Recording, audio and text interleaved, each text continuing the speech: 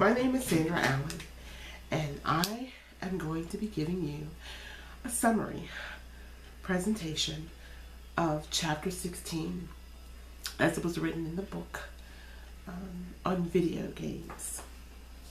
I do want to apologize before I get started that I am suffering with a cold, and there may be times when I have to cough, maybe take a sip of my water that I have here to be able to continue, and I do apologize for that.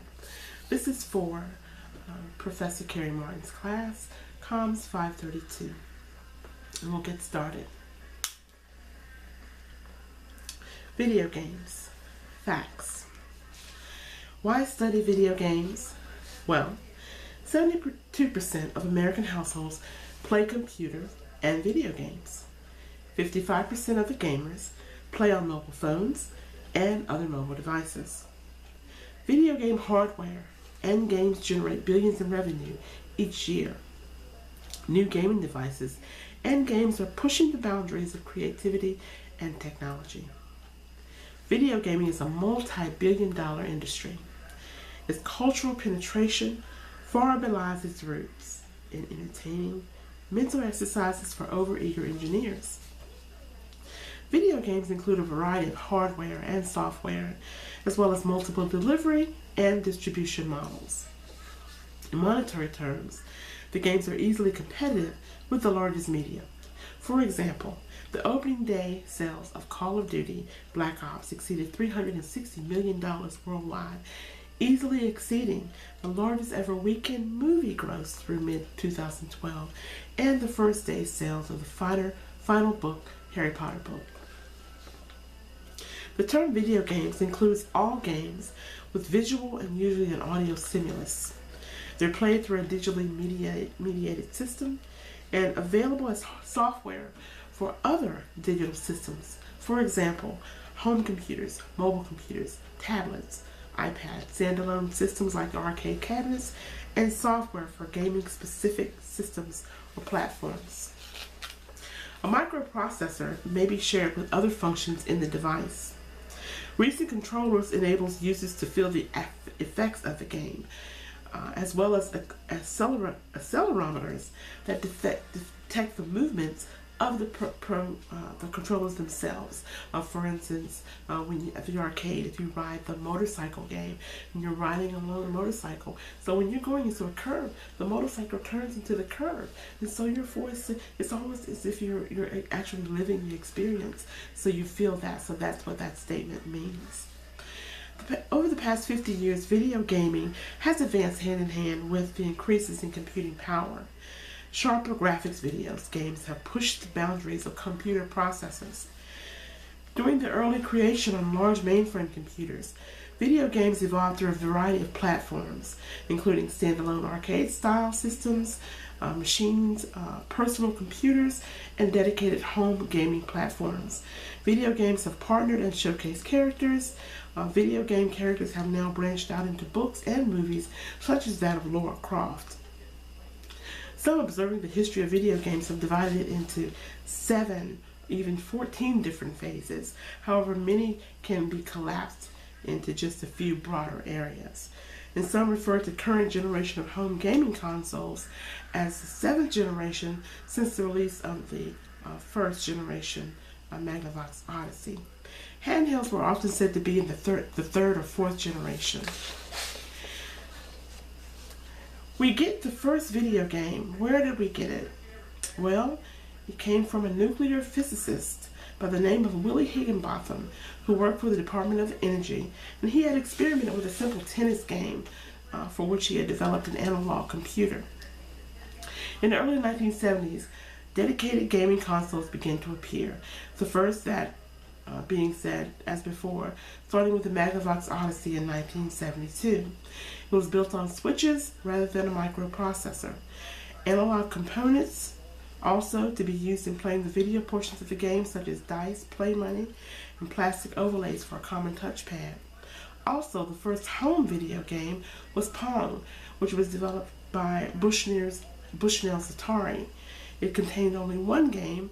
It was hard-coded into the set, and it was very popular until The second generation began approximately in 1977 with the rise of the consoles. Pac-Man, Defender, Missile Command, home video gaming with other media licenses such as that of Raiders of the Lost Ark or E.T. Extraterrestrial. The Atari 2600 led the market for home video games sales, in which consumers would purchase a standard console and insert cartridges to play different games. Atari lasted from 1977 to 1982. It estimated $4 billion of Atari products were sold at that time. Atari's success also led to the formation of Activision, which was a software company that had been founded by disgruntled Atari game programmers. After that, Activision became the first major game studio that designed their games exclusively for other company consoles, thus at that point separating the games and consoles for the first time ever. Between 1981 and 1984, due to business blunders by Atari, home video game consoles began a resurgence. It was triggered by the launch of the Sega Master System in the mid-1980s and the Nintendo Entertainment System, which I'll refer to as NES going forward shortly thereafter. Home video game sales continued to climb for both the games and the hardware needed to play them. It was during this time, the mid-1980s, when the video arcade began to decline at that point. This happened due to 8-bit processors, which completely closed the gap. So by 1987, the NES was the best-selling toy in the United States. The NES also continues the platform-specific media tied in with the repeat use of their character Mario, who is still very popular today. Mario first became popular in the arcade game Donkey Kong. From that point, Mario has become a household legend. Computer games were developing also alongside the video game consoles, and they catered to a smaller market. They were seen as an add-on to hardware, which is already in the household, rather than the primary reason for purchasing a system. The ability to write programs for home computers enabled consumers to also become game designers and share their creations with other computer users. Some of the early computer game publishers were Sierra, Broadbird, Infocom. Home computers continued to lag behind console games, and the main reason was the high cost, of course, and the limited penetration of the hardware. Also, computer games tended to be sold where computer software was sold, and the consoles were typically found in the electronics department where TVs were sold. Then came the third phase in the history of video games. Portable video games began to emerge, starting with the handheld electronic football game by Mattel. Atari released the Lynx handheld game system in 1987. Though it had the color graphics and the high-speed processor, but lack of support from Atari and third-party developers, it resulted in its eventual demise. In 1989, Nintendo released Game Boy, a portable system whose controls mimicked the NES. The best things about Game Boy was its low cost, of course, its stable and well-known portable titles ported from NES, and it became a major force in video game sales at that point. Within a year, Sega's Game Gear followed. However, superior graphics were not enough to overcome Nintendo's catalog of software titles or the head start in the market the Game Boy already had. I do remember my son saying, "I don't want to get Sega. Sega doesn't have as many games to play with as Nintendo does." So then became the console wars, when the third and fourth generations of video game history began to overlap. We found the handheld products of various console manufacturers. They coincided with the release of Windows 95 for Intel-powered PC computers, which gave designers a variety of stable platforms on which to program their games. Nintendo began to force Sega out of the console market in the mid-1990s. Another consumer electronics giant, Sony, was preparing to enter the market. In 1995, launch of the PlayStation, Sony plugged into the video game platform market. The differences in Nintendo games and the Sony PlayStation is, Nintendo was focused on 13-year-old kids at that point, games for them, whereas Sony developers had the ability to pursue more mature content, and their stable of titles included several whose graphics, stories, and themes were clearly intended for the 30-year-old adults who began playing video games back in the 1980s.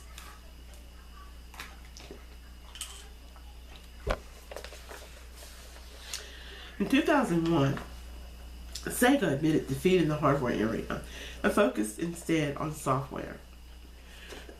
Excuse me. Xbox debuted in late 2001. It came with built-in networking and a large hard drive. They built their console on an Intel processor, an easy transition for games from PC to Xbox, and many popular computer titles were easily moved into the Xbox. In the meantime, Sony entered into the handheld arena to challenge Nintendo's Game Boy dominance with the PSP, or PlayStation Portable, capable of playing games as well as watching movies, and with an adapter having online access intended to show the limitations of Game Boy with its greater number of features. In 2006, there was a release of Nintendo's Wii Games console, which drew a new audience. Older users who never used video games before. It was motion-based game with a motion-sensitive remote. It became a new activity in senior citizens' homes, and it also appeared on local news channels as stories with children and grandparents sharing the same game. So it developed an audience all on its own. Recent developments. So there are three major players in the console market at this point. It's Nintendo, Microsoft, and Sony. And then there are three major computer platforms. It's Windows, Macintosh, and Unix, or Linux. Most importantly, in the business model, though, through which many of these social games will generate revenue. Players will play freely, but with time-lapse limitations, and then they have to pay real currency. Smartphone games sold through a mobile phone app infrastructure has been created and diffused since 2006. They are marked by incredibly high sales volumes, because what happens is they're allowing even very inexpensive games, for instance 99-cent games, to gross tens of millions of dollars. That's because one person may look at a 99-cent game and think, it's only $1, I can afford $1. They purchase it, but think if you have tens of millions of people doing it. In 2005, there was a release of Guitar Hero, which was based on the late 90s Japanese game called Guitar Freaks. It featured a guitar-shaped controller that was used to interact with an on-screen scroll of notes. A competing franchise, Rock Band, was also introduced. Since early 2011, instrumental-based games have fallen off significantly in popularity. This was largely due to the announcement that Activision would be discontinuing the Guitar Hero franchise. But music interaction games did not. It actually skyrocketed. Dance-oriented franchises skyrocketed in popularity with the release of Just Dance 2 and 3, which were among the best-selling games of 2011. Leveraging the variety of motion-based games controllers to register a user's dance moves, these games have moved dance games beyond simple footsteps, registering footsteps. Pervasive mobile gaming. Nintendo and Sony both have handheld game platforms with wireless capability, built in, allowing for head-to-head gameplay with other nearby systems, as well as shared gameplay through an internet connection wherever it's available. So whenever there's Wi-Fi, you can pick up on it. Nintendo's latest addition to mobile gaming family is the Nintendo 3DS. The 3DS built on the familiar two-screen platform of the DS and incorporates a display that allows pixels to be aimed at the player's eyes, in effect splitting the visual stimulus into two channels for the left and the right eye. This allows the game screen to project a 3D image without requiring any special glasses or equipment for the player.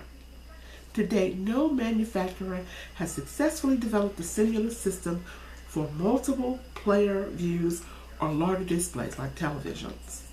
Sony in 2012 introduces the PlayStation Vita, a handheld device incorporated by a plethora of new technologies including 3G wireless, Wi-Fi, GPS, motion sensors, a front touch screen, and a rear touchpad, front and back cameras, and a stunning OLED display. Sounds like a fully equipped handheld gaming console, but these features could also describe a smartphone.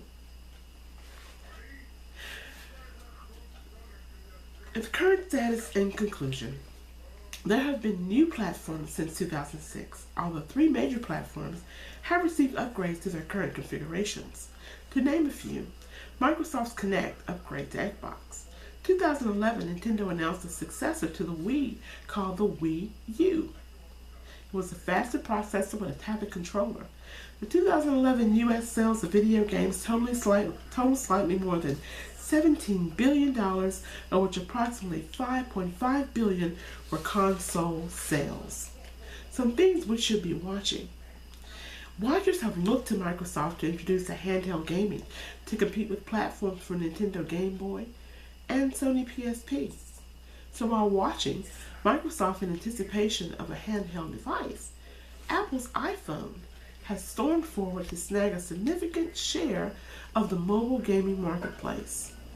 Fact be known, while iOS, as well as distribution channels and Android games, have dominated over half of the mobile gaming market, as the underlying OS as well as distribution channels are shared with the iPhone, tablet devices are now a significant factor in video gaming, especially for adaptations of popular board games and social games played across networks. Microsoft Kinect for Xbox 360 has expanded on the motion-based gaming pioneered by Nintendo's Wii. Nintendo has moved on beyond motion-sensitive controllers to incorporate new technologies into their handheld DS line to varying degrees of success. There are more women playing video games and expected to continue to accelerate. 40% of the game-playing public are women, 2% increase from 2008. Adult women represent a great share of the market, which is 34%, than young males under 17, 18%. Government funding of new projects with video game developers are expected to continue as sponsors search for projects applicable to their specific fields. Despite years of video gaming legislation being rejected by the courts, legislators will continue to react to media coverage of parental control about video game content.